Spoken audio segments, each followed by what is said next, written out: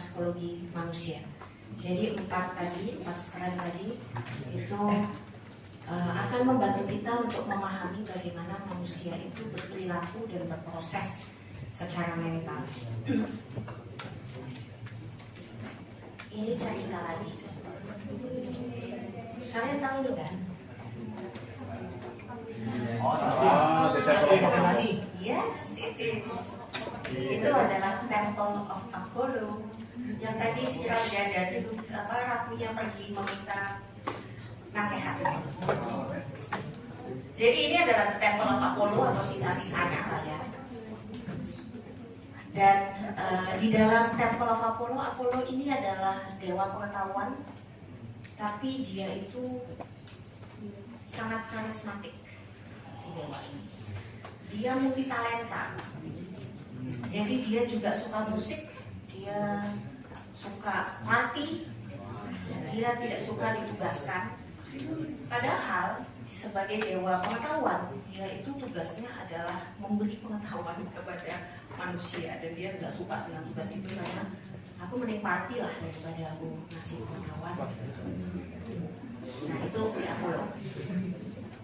Jadi apa yang dilakukan oleh Apollo saat tempelnya ini, tempat pemujaan, tempat dia tinggal ini dibangun di bumi supaya dia bertugas di situ. Si Apollo ini kemudian aku nggak mau bertugas di situ. Maka dia mencari perwakilan dan yang lolos seleksi, yang lolos seleksi disebut sebagai the Oracle of Delphi. Jadi itu perwakilannya Apollo.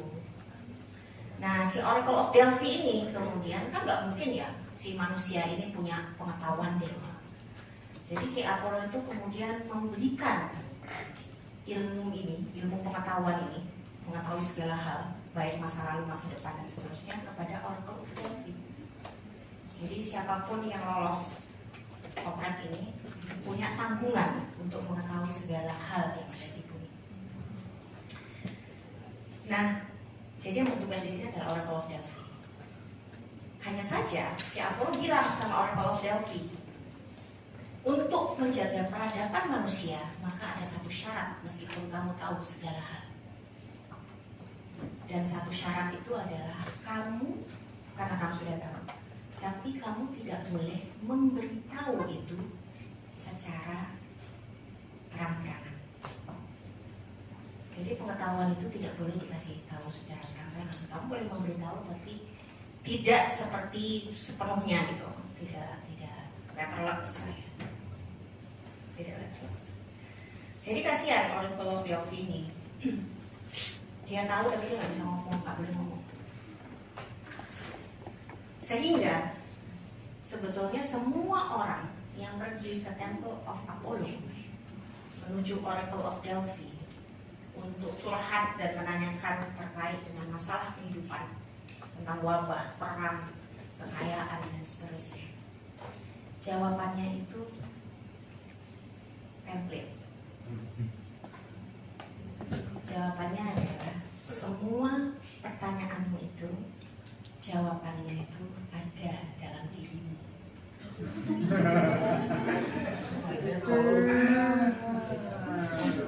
Whatever the problem, template itu dia jawabnya begitu. Maka kalau teman-teman besok main ke Temple of Apollo, di temple ini yang tersisa ruins of it, gitu, tertulislah kata-kata ini yang saya tidak bisa bahasa Yunani ya. Tapi kalau itu ditranslate di dalam bahasa Inggris, itu adalah jawaban Oracle of Delphi. Jawabannya adalah know thyself. Kenalilah dirimu, maka segala jawaban itu akan muncul untuk semua pertanyaan. Know thyself. Kenapa ini diawali dengan cerita ini, teman-teman? Karena saat kita kemudian membahas tentang psikologi dan segala persoalannya, kita tidak bisa menuju kemana-mana tanpa kita mengenal diri kita sendiri. Nah, padahal ini bukan Jumat ya. Psikologi tentang manusia itu bisa kita baca melalui 4 strand tadi, cabang dari psikologi, teman-teman. Psikoanalisis, kognitif, humanism, dan behaviorism. Psikoanalisis itu memberikan gambaran bahwa manusia itu selalu berkeinginan. Manusia punya keinginan tertentu. Homo volens. Kalau dalam komunikasi perkembangan dari teori-teori yang sifatnya persuasif itu datangnya dari psikoanalisis.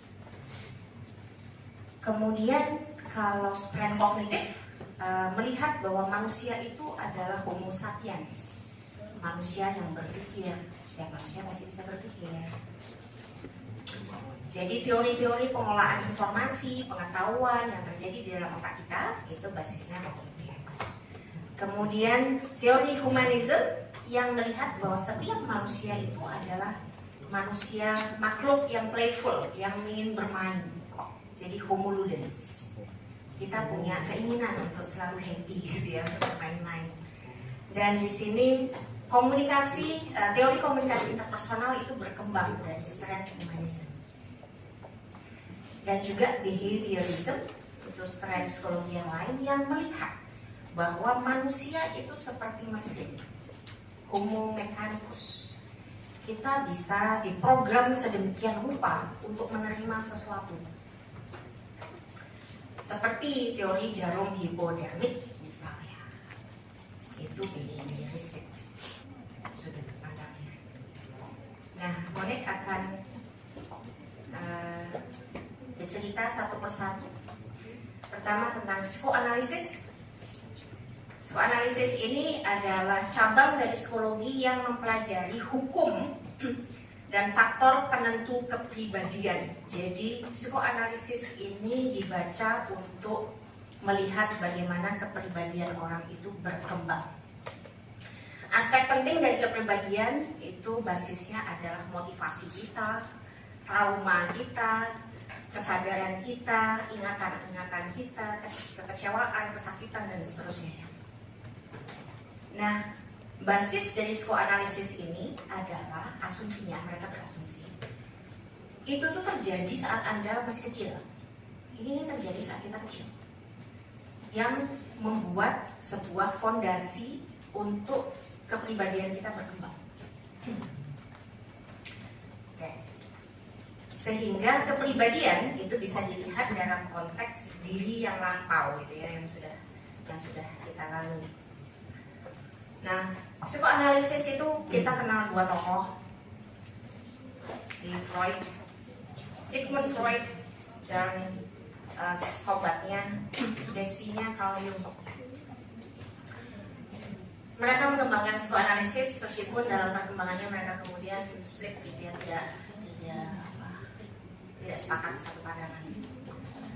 Tapi ya, 2 tokoh ini adalah 2 tokoh yang kemudian mencoba untuk menjelaskan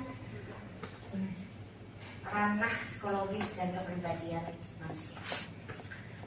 Psikoanalisis itu melihat manusia itu terdiri dari 3 elemen: id, ego, dan superego. Di setiap manusia itu selalu ada id, selalu ada superego, selalu ada ego. Nah, id itu adalah hal-hal yang paling basic, paling dasar. Hasrat kita, hasrat menjadi manusia, hasrat untuk hidup, makan, dan seterusnya, untuk survive, itu id. Superego itu adalah nilai-nilai yang kemudian kita pelajari. Ego itu adalah sesuatu yang kita munculkan sehari-hari. Jadi ego itu adalah hasil dari pertempuran id dan superego. Mau dikasih contoh. Misalnya, habis kelas ini Anda capek banget dan lapar banget. Belum beli buka puasa lagi, kan? Anda pulang udah beduk nih, dan di meja kos-kosan ada es teler. Enak banget nih ya. It Anda akan berkata, makan itu, kamu kan lapar, ambil dong. Itu it. Super ego Anda akan berkata, kan kamu gak tahu punya siapa, gak bisa langsung ambil aja dong. Itu super ego. Nah, yang terjadi adalah Anda berkonflik antara it dan super ego ini. Dalam proses konflik ini, hasil dari konflik tersebut adalah ego Anda. Jadi misalnya, setelah Anda berkonflik dan saking hausnya gitu, Anda ambillah es teler itu, Anda menghabisi. Terus sudah kenyang, masuk kamar tidur. Proses mengambil itu adalah ego Anda. Yang mewujud itu tadi adalah ego Anda. Baru aja tidur setengah menit gitu kan, tiba-tiba ada yang teriak, siapa yang ngambil es teler aku nih? Anda mulai nih masuk dalam konflik lagi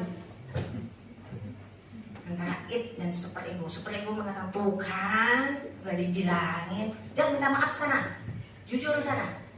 It akan mengatakan, gue ngantuk kok, udahlah, udah gue makan juga. Berantem. Pilihan perilaku Anda itu adalah ego Anda. Anda mungkin keluar dan mengatakan, sorry tadi aku pikir bukan siapa-siapa. Itu ego adalah yang muncul ke orang lain. Kalau Anda memilih untuk enggak lah, aku nggak akan minta maaf, misalnya, itu juga ego Anda. Jadi yang muncul itu adalah the ego. Nah, apa yang dikatakan oleh Freud dan Jung, atau Freud lah karena dia yang paling utama di sini. Freud itu mengatakan bahwa sepanjang kita hidup sejak bayi sampai umur kurang lebih 5 tahun, kita itu selalu mengalami pertentangan antara it dan super ego yang melahirkan ego. Nah, dalam proses dinamika pertentangan ini, dia itu kayak menciptakan programming di kepala kita. Misalnya, kalau tadi Anda adalah orang yang mengambil es telernya dan langsung meminumnya gitu ya. Hasil perilaku itu, ego itu adalah bawaan dari sejak Anda bayi yang mungkin waktu Anda bertarung antara it dan super ego ini, delayed gratification itu tidak bekerja. Anda diperbolehkan gitu untuk mendapatkan apapun. Programming itu bekerja sampai Anda dewasa.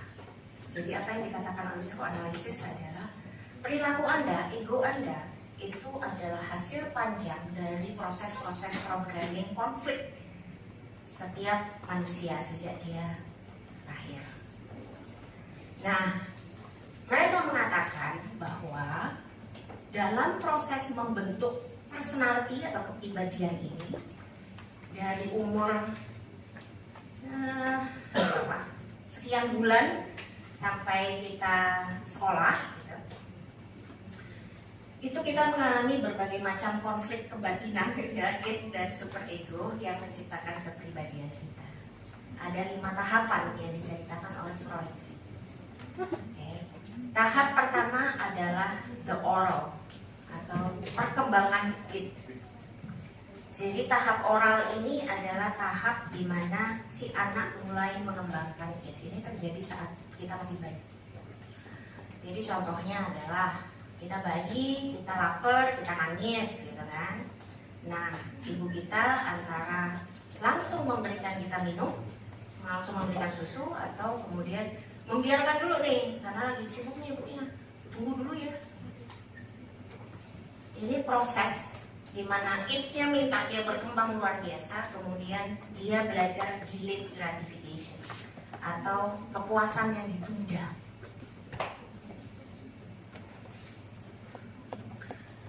Dari situ mereka mengembangkan tahap oral ini adalah tahap pembentukan it. Programming yang terjadi di sini adalah basis programming bagaimana manusia itu bisa menahan atau delayed gratification atas hasrat dasar mereka. contoh yang muncul misalnya di umur 20-an gitu, saat Anda misalnya terfiksasi, jadi ada proses namanya fiksasi. Jadi kita kan selalu berkonflik ya, yin super ego ini berkonflik dalam setiap tahapan. Kalau kita nggak lulus, dalam tanda kutip, kalau kita nggak lulus, belum selesai lah dengan tahapan itu, kita tidak bisa mengolah emosi untuk mempelajari bahwa sesuatu yang ditunda itu mengajarkan kita sesuatu, dan kita terfiksasi di situ, maka dia akan muncul di dalam perilaku kita sehari-hari sampai dewasa. Jadi misalnya Anda suka gigitin pensil atau pena, ada tuh orang-orang suka gigit buku misalnya. Itu adalah tahap oral yang belum tuntas menurut Freud. Jadi dia muncul oral, isinya adalah di mulut.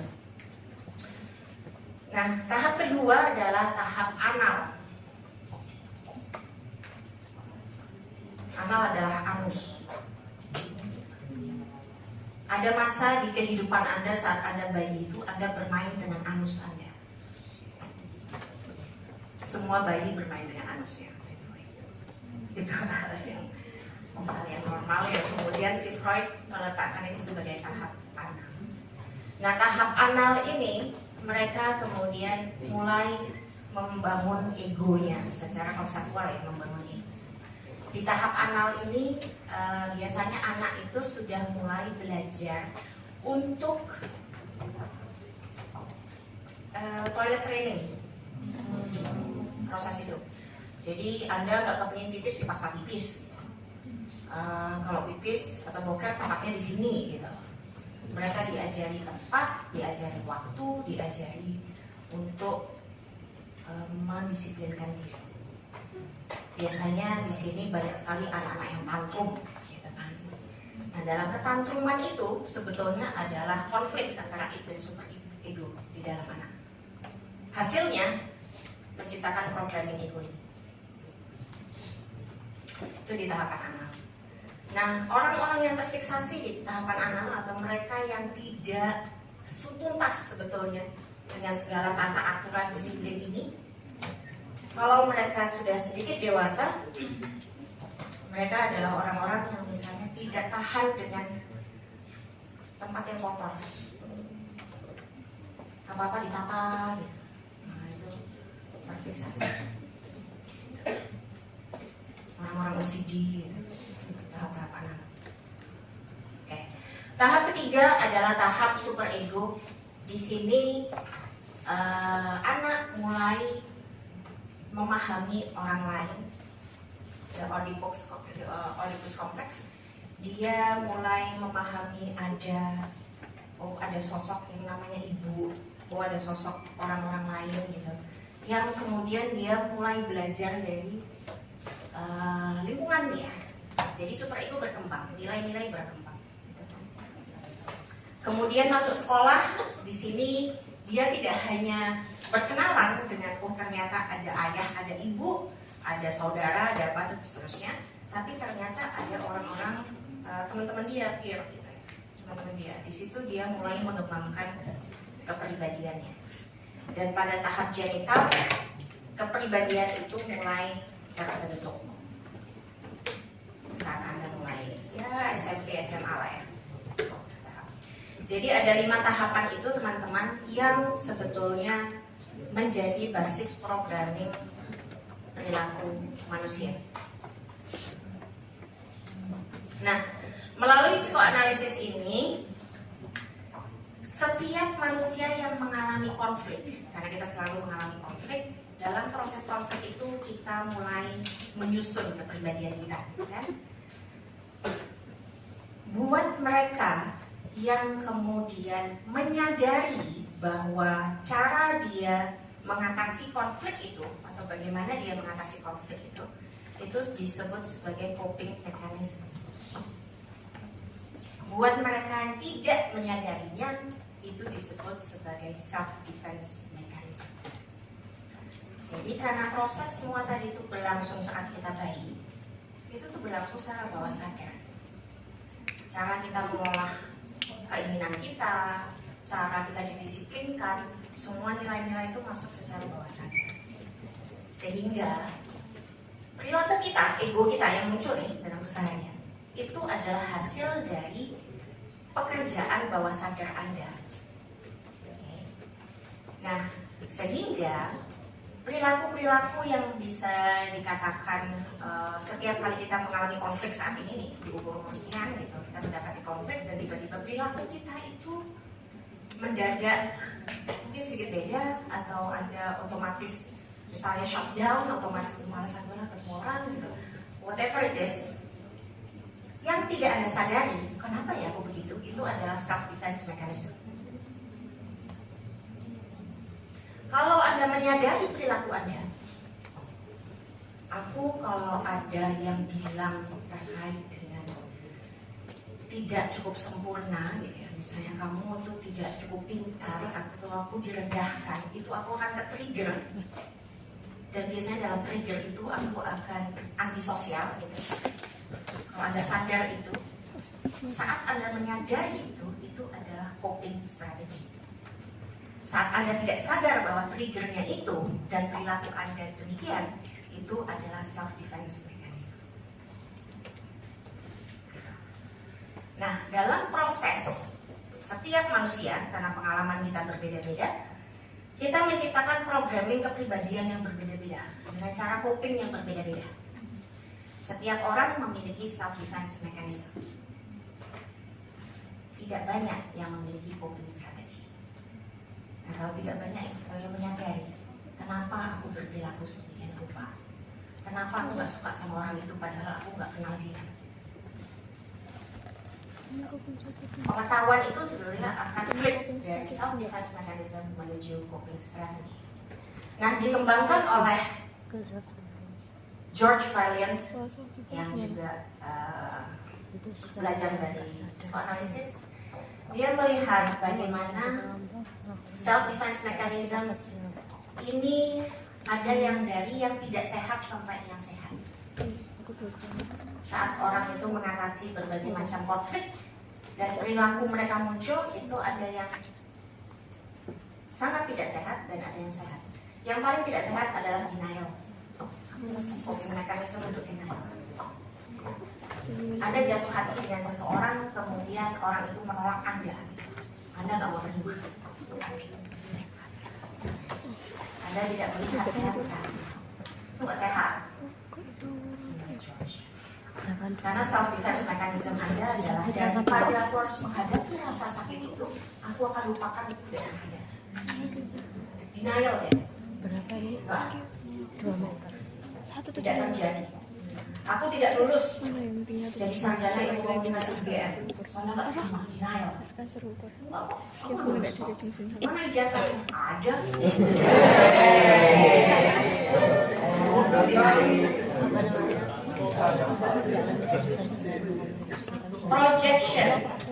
Projection itu adalah memproyeksikan. Sebagai contoh, Anda tuh sebetulnya naksir berat sama Mas Nyarwi. Apa ini? Contoh-contoh. Tapi Anda merasa gak mungkin dong aku ngomong kalau aku naksir sama Mas Nyarwi. Tapi karena saking Anda kesemnya, senengnya, tidak ampun, perasaan tidak bisa lagi. Enggak, aku tidur lagi. Yang Anda lakukan adalah Anda cerita logis dia. Lu tahu nggak? Si Indra itu ngasih berat loh sama si Nyarwi. Itu namanya proyeksi. Jadi bukan karena dia, sebetulnya dia yang merasakan itu, tapi dia nggak mau untuk mengatakan. Jadi dia memproyeksikan. Kamu tahu nggak sih, orang tuh dia semangat banget loh sama Mas Nyarwi, padahal sebenarnya dia yang sangat. Itu proyeksi. Atau muncul peristiwa yang sering terjadi sehari-hari. Ketemu sama pasangan kamu, malam itu terus? harusnya janjian tapi dia nggak datang gitu kan. Terus pas pasangan kamu datang dia tiba-tiba bilang gini, kamu tuh selama ini udah gak setia sama aku. Kamu punya orang lain ya? Oh, diajak ya bilang berantem marah kasih kaget. Itu bisa jadi proyeksi karena rasa bersalah, rasa konflik batin tadi. Jadi di dalam teorinya psikoanalisis ini teman-teman, semua konflik itu tuh harus dikeluarkan, harus ada katarsis. Nah, katarsis itulah yang akan mengeluarkan ego Anda karena muncul di permukaan. Jadi katarsis tadi misalnya si pasangan Anda itu merasa begitu bersalahnya, katarsisnya adalah marah-marah Anda melakukan atau memfitnah Anda melakukan apa yang sebetulnya dia lakukan. Itu adalah proyeksi. Kalau dia nggak sadar itu adalah self defense mechanism ya. Dan ini semua mayoritas terjadi secara di bawah sadar. Yang ketiga adalah passive aggression. Passive agresif itu contohnya gini. Anda ke kampus ketinggalan HP, terus Anda bilang sama teman Anda yang bawa HP, suka bilang karena sekalian ke satu kos gitu ya, aku pinjam HP dulu, tolong hubungi kosanku gitu. Terus Anda mau pulang di kosan, bilang nih sama anak kos, aku tadi ketinggalan HP, bisa nggak kamu anterin ke sospol? Terus temen-temen bilang, oke, ya aku lagi mau keluar, ntar aku anterin ke sospol, kita ketemu di kantin ya, oke. Ya kan, aku nungguin teman kamu itu telepon jam 8 pagi gitu.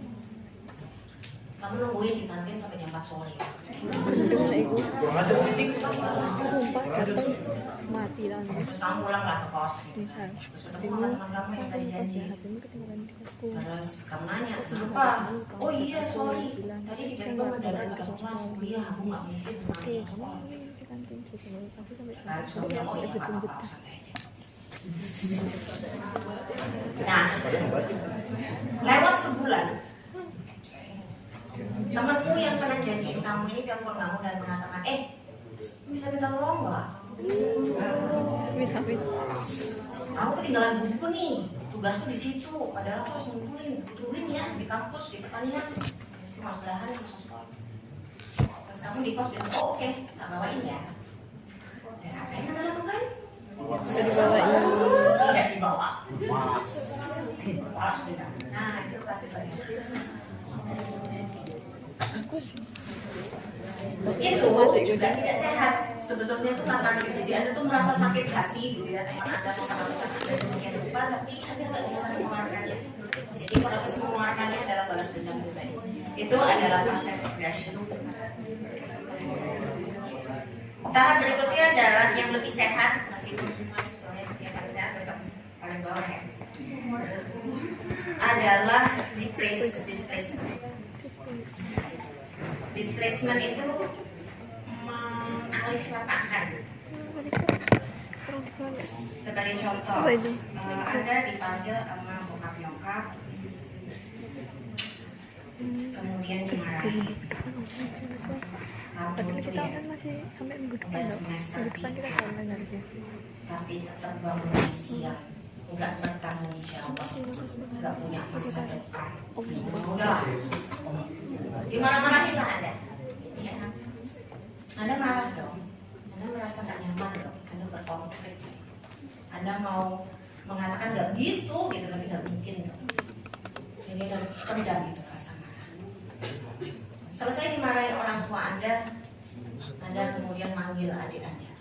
Oh enggak deh itu. Terus adik Anda marah-marahin. Aku yang kena marah kayak kucing. Padahal nggak ada salahnya tuh adik Anda. Tapi adik Anda juga tidak mungkin marah pada Anda. Jadi katarsis itu Anda alihkan menuju ke adik Anda. Adik Anda nggak mungkin marah ke Anda, dia mengalihkan ke kucing Anda. Terus, itu namanya displacement. Sama aja.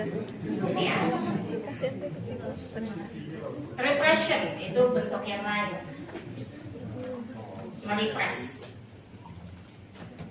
Orang yang lagi sakit hati terus kemudian dia berupaya untuk aku baik-baik saja. Mengerikan. Anda merepresi, Anda nggak cerita, Anda nggak melakukan apapun, Anda menganggap bahwa segala hal itu bisa direpresi dan akan hilang. Ujung-ujungnya nggak hilang. Itu bentuk represi. Itu juga tidak sehat. Karena segala konflik itu pasti akan menemukan katarsisnya. Jadi bisa jadi nih, saking seringnya metode strategi dia itu adalah represi. Dia merepresi segala permasalahan dia dari kecil sampai kemudian dia umur 25 saat dia kerja tiba-tiba meledak. Dan semua represi. Dan semua orang kaget. Kenapa sih kok beda banget perilakunya? Makanya terlalu banyak represi yang tiba-tiba memunculkan perilaku yang mungkin harus melepaskan katarsis represi tadi. Menuju lebih sehat lagi adalah sublimasi. Sublimasi itu bentuknya kayak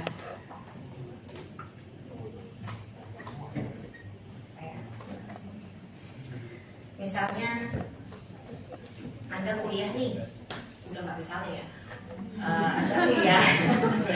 Anda kuliah di ilmu komunikasi, departemen ilmu komunikasi, terus Anda nggak lulus.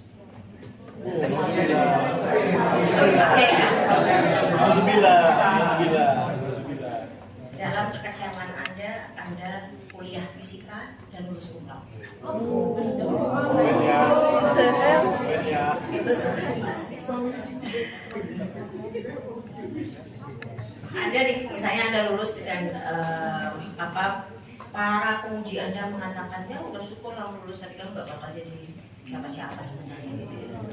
Terus tiba-tiba sublimasi Anda adalah menjadi jurnalis terkenal dunia dan Anda mencapai sublimasi. Jadi rasa sakit itu Anda alihkan menjadi Ya aku pengen bikin videonya ya kayak tadi lagi ya. Itu sehat. Humor juga sehat. Oh, sekarang panjang. Jadi kalau Anda bisa menertawakan segala rasa sakit Anda, Enggak, nanti pas di sekolah itu. Enggak bilang ya. Hah? Enggak, nanti ayo. jadi kayak tadi contoh-contohnya kan, Anda sebetulnya ngasih berat sama Mas Nyarwi dan merasa malu. Kan katanya kalau bisa menertawakan segala masalah itu sehat kan? Itu sehat Saya kan? menertawakan diri kok bisa ya benar. Tergantung. Kayak misalnya ramah depan dan iya juga tapi Proses-proses katarsis ini adalah pilihan-pilihan mekanisme Anda.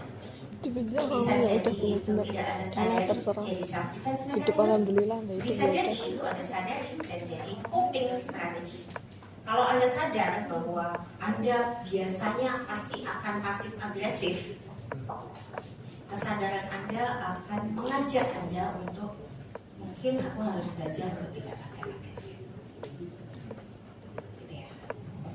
Jadi that is psychology. Salah ya. Ada yang mau ditanyain nggak? Panjang. Makanya kalau tadi ada jarum body padahal di dalam komunikasi pada jarum body itu tidak dipakai. Saat ini tidak dipakai, tapi dia sudah berkembang ke bentuk teori lain.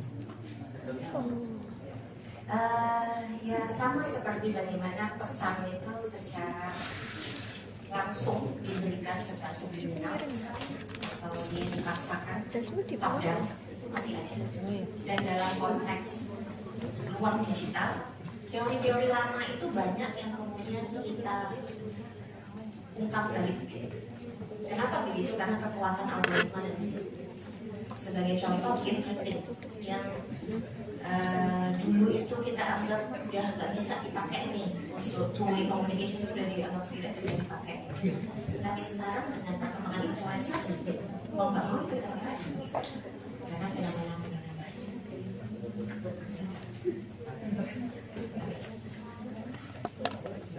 Mau lanjut atau mau break?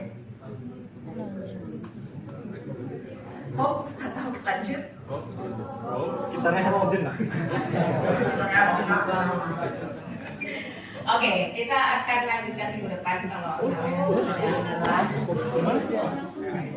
kita berhenti dulu psikoanalisis. Yes.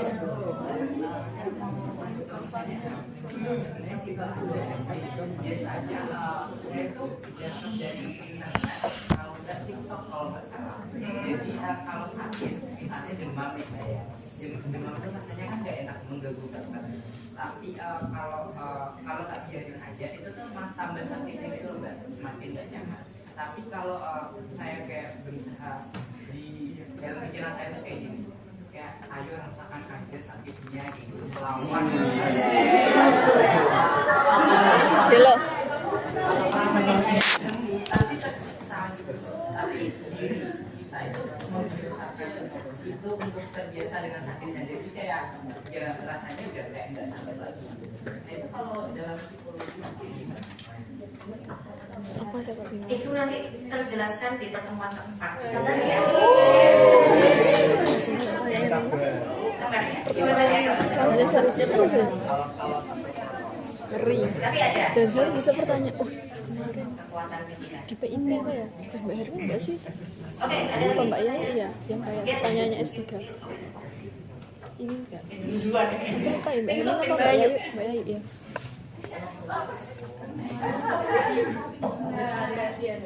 Mbak, itu sebenarnya ada teorinya nggak sih kayak misal tuh dalam satu hari kayak kalau dari pagi sampai siang kita tuh happy terus kayak seneng-seneng terus dan pasti tuh malamnya pasti berakhir dengan nangis-nangis. Asem. Sama kayak Relate, siapa yang relate? Relate tas gitu. Tasnya Ada relate. teorinya atau enggak ada? Wah, tanya Mbak Ipeh. Ada. Itu kaitannya dengan kalau ini yang kita pelajari. Ini belum selesai ya. Kita membahas 4 hal. Yang kita bahas ini adalah persepsi manusia, membentuk apa yang kita pahami sebagai manusia. Kita baru memahami satu karena psikoanalisis, sesuatu yang bawah sadar tadi. Nanti dia yang lain-lain juga menunjukkan bagaimana kita berperilaku dengan melihat sudut pandang kita. Untuk menjawab itu kita butuh sebuah analisis kepribadian. Gitu. Tapi ada. Kalau dilihat dari psikoanalisis misalnya ya kita pakai meminjam ini saja misalnya. Sebetulnya proses bahagia Anda itu adalah reparasi. Fake smile gitu kan, fake happiness. Lelah sebenarnya. Bisa nangis. Lelaki tidak bercerita. Itu kalau dari sudut psikoanalisis. Lelaki tidak bercerita. Terjawab? Belum terjawab. Ya kurang lebih begitu. Oke, apa lagi pertanyaannya? Wujud asli. kalau dari saya kenapa sebenarnya projection itu lebih nggak sehat daripada displacement karena displacement itu sebenarnya blaming ke orang lain tapi kenapa projection dianggap lebih tidak sehat daripada displacement? Oh, Mempengaruhi sosial. karena dia tidak sehat karena kita mengorbankan orang lain.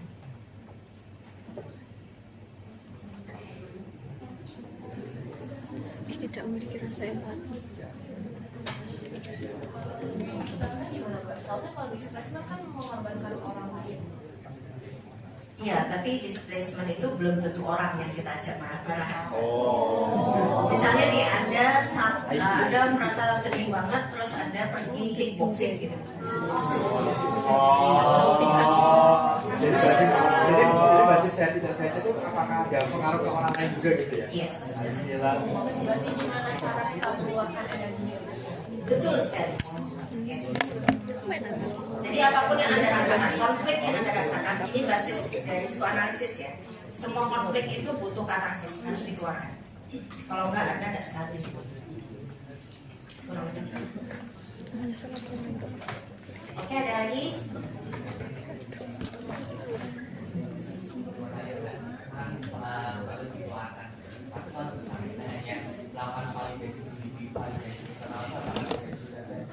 Itu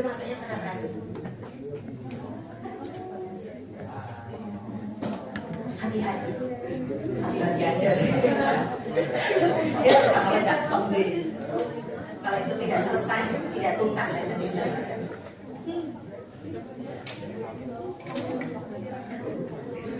Oke, kita akhiri. Minggu depan kita lanjutkan dengan konsepsi manusia yang lain.